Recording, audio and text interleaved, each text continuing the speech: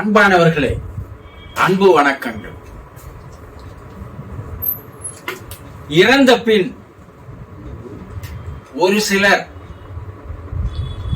ஆவியாக அலைந்து கொண்டிருப்பது எதற்காக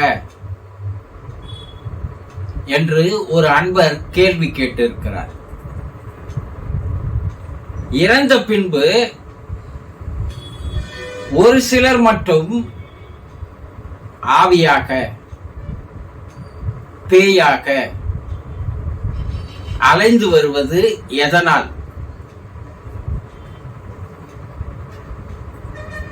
ஒரு சிலர் இரவு தூக்கத்திலேயே அவர்களுடைய உயிர் போய்விடுகிறது.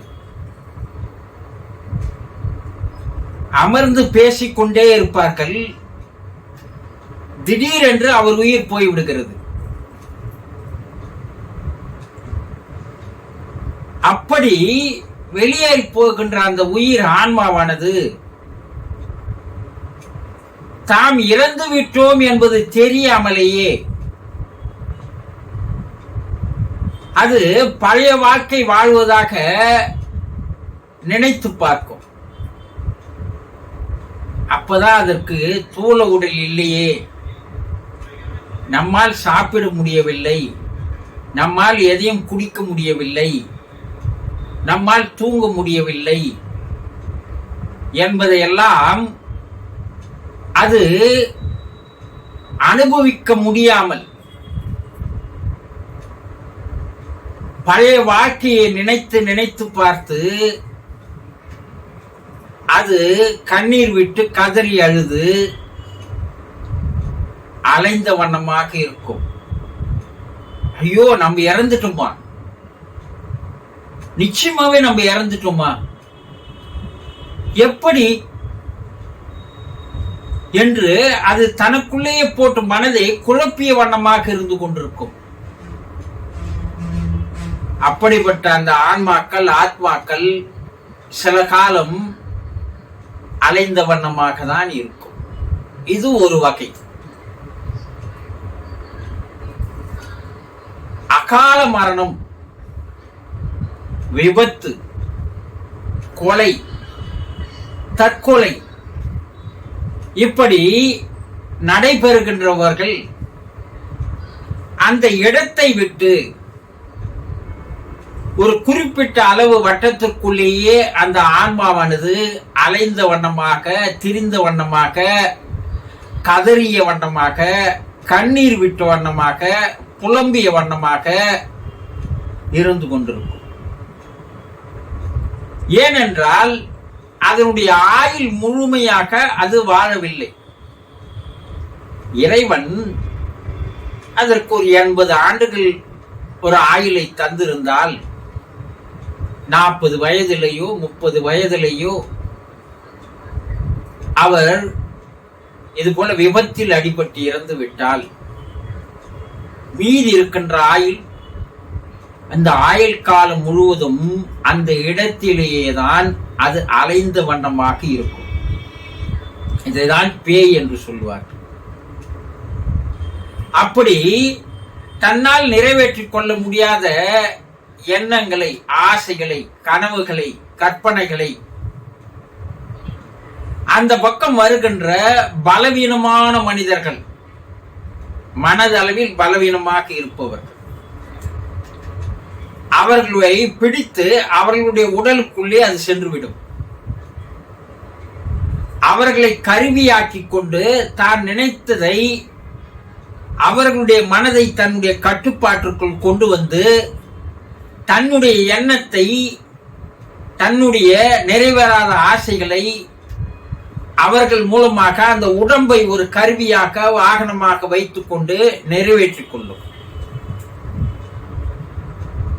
ஒரு சிலர் தான் ஏன் தற்கொலை செய்து கொண்டோம், அவசரப்பட்டு விட்டோமோ, நம்முடைய குடும்பம் அனாதியாகி விட்டதே, நம்முடைய குடும்ப உறுப்பினர்கள் எல்லாம் நம்மை நினைத்து கண்ணீர் விட்ட வண்ணம், கதறிய வண்ணம் இருப்பார்களே, ஐயோ ஒரு நிமிடத்தில் தவறு செய்து விட்டோமே, நம்முடைய பெற்றோர்களை ஏமாற்றி விட்டோமே, பெற்றோர்களுக்கு செய்ய வேண்டிய செயல்களை, கடமைகளை செய்யாமல் வந்து விட்டோமே, நம்மை படிக்க வைத்து ஆளாக்கிய அவர்களை நாம் நிர்கதியாக விட்டு விட்டு வந்து விட்டோமே.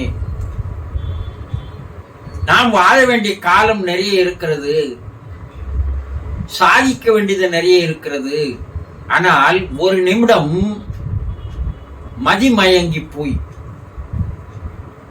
மூளை கலங்கி போய், ஏதோ ஒரு வேகத்தில் ஒரு முடிவெடுத்து விட்டோமே என்று பின்னால் தற்கொலை செய்து கொண்டவர்கள் அந்த இடத்திலேயே, அந்த வீட்டிலேயே இருந்து கொண்டு அந்த குடும்ப உறுப்பினர்கள் படுகின்ற அந்த கஷ்டங்கள் எல்லாம் பார்த்த வண்ணமாக, அது அலைப்பாய்ந்த வண்ணமாக அங்கேதான் இருந்து கொண்டிருக்கும். அவ்வளவு சீக்கிரத்தில் அந்த ஆன்மா சாந்தி அடையாது. அங்கே அது பேயாக தான் அலைந்து கொண்டிருக்கும். இப்படி ஒரு வகை இருக்கிறார்கள். வாழும் போது பல்வேறு கனவுகள், பல்வேறு ஆசைகள், பல்வேறு கற்பனைகள். நான் வீடு கட்டினோம், என் பிள்ளை பெண்ணுக்கு திருமணம் பண்ணினோம், நான் தொழில மேல்நிலைக்கு வந்துடும், நான் ஓய்வு பெறுவதற்குள் பல லட்சம் ரூபாய் சேர்த்துக் கொள்ள வேண்டும், என்னுடைய வாழ்க்கைக்கு ஒரு பாதுகாப்பை நான் தேடிக்கணும்.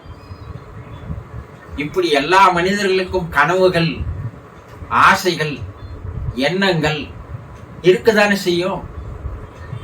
ஆசைகள் இல்லாத மனிதர்கள் யாரும் இல்லை. ஆனா எதிர்பாராத விதமாக திடீரென்று ஒரு விபத்தில் அடிபட்டு விழுந்து விட்டாலோ, இறந்து விட்டாலோ, யாராவது கொலை செய்யப்பட்டாலோ, அந்த ஆசைகளை, கனவுகளை நிறைவேற்ற முடியாமல் போய்விட்டதே, நிர்கதியாக நிற்கிறார்களே என்று அந்த இடத்திலேயே அது அலைந்து திரிந்து கொண்டிருக்கும். சரி, ஒரு சிலரை வாழும் பொழுது எதிரியாக, விரோதியாக, அதாவது தன்னை ஏமாற்றியவர்களை, பணம் வாங்கி கொண்டு ஏமாற்றி விட்டான், சொத்தை ஏமாற்றி வாங்கிட்டான். இப்படி தன்னை ஏமாற்றியவர்களை, ஏதோ ஒரு வகையில் தன்னை ஏமாற்றியவர்களை, அவர்களை வஞ்சம் தீர்த்து கொள்ள வேண்டும், பழி வாங்க வேண்டும் என்ற எண்ணத்தோடு இருந்திருப்பார்கள். ஆனால் எதிர்பாராத விதமாக இறந்து போகும்போது அவர்களுடைய ஆன்மாவானது, ஆவியானது அவர்களை பழி வாங்குவதற்காக துடித்து கொண்டிருக்கும். ஒரு சிலரை பழி வாங்கியும் இருக்கிறது என்று நிரூபித்திருக்கிறார்கள். அப்ப நம்ம அவனை ஏமாத்தி நம்ம சம்பாதிச்சிட்டோம், நம்ம நல்லா இருப்போம் அனு ஏமாத்தணும்னு நினைக்கிறான் பார். அவன் வாழ்க்கையில ஏதாவது ஒரு பெரிய துன்பத்திற்கு ஆளாவான், அல்லது இந்த ஆன்மா, ஏமாந்து போனவனுடைய ஆன்மா அவனுக்கு உடலில் பல்வேறு பெரிய நோய்களை கொண்டு வந்துவிடும், அவனுக்கு பெரிய துன்பங்களை எடுத்து வந்துவிடும், சில நேரத்தில் அவனை விபத்துக்கு ஆளாக்கிவிடும். அவனை பிடிச்சு, அந்த ஆன்மா பின்னாடி போய் அவனை பிடிச்சு வாகனங்களுக்கு முன்னால் தள்ளிவிடும். இல்ல வாகனம் ஓட்டி கொண்டு போவான், அந்த வாகனம் அவன் கண்ட்ரோல்ல வராது. அந்த நேரத்தில் அந்த ஆன்மா அந்த வாகனத்தை கண்ட்ரோல் வராது செய்து அவனை விபத்துக்குள்ள ஆக்கிவிடும், பழி தீர்த்து கொள்ளும். பேயாக அலைந்து அப்படி பழி தீர்த்து கொள்கின்ற ஆவிகளும் உண்டு. இந்த சொத்தை, பணத்தை இப்படி எல்லாம் ஏமாத்தி வாங்கிடுறாங்க பார், அவங்களெல்லாம் அந்த ஆன்மா சும்மா விடாது. அவர்களை ஏதாவது ஒரு பெரிய துன்பத்திற்கு ஆளாக்கிவிடும். அது அது ஆசை நிறைவேறும் வரை அந்த ஆன்மா இந்த பூமியில தான் இருக்கும்.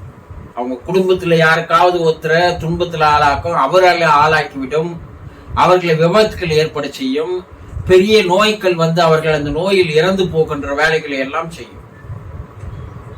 இப்படி இருக்கின்ற ஆன்மாக்கள் எல்லாம் இறந்த பின்பு ஆவியாக, பேயாக அலைந்து கொண்டுதான் இருப்பார்கள்.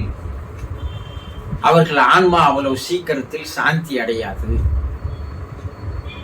இதெல்லாம் நிரூபிக்கப்பட்ட உண்மைகள், ஏதோ கட்டுக்கதையோ கற்பனையோ அல்ல. ஆவி உலக ஆராய்ச்சிகளில் எல்லாம் இது நிரூபிக்கப்பட்டு காட்டப்பட்டிருக்கிறது. தெரிந்து கொண்டீர்களா? சந்தோஷம்.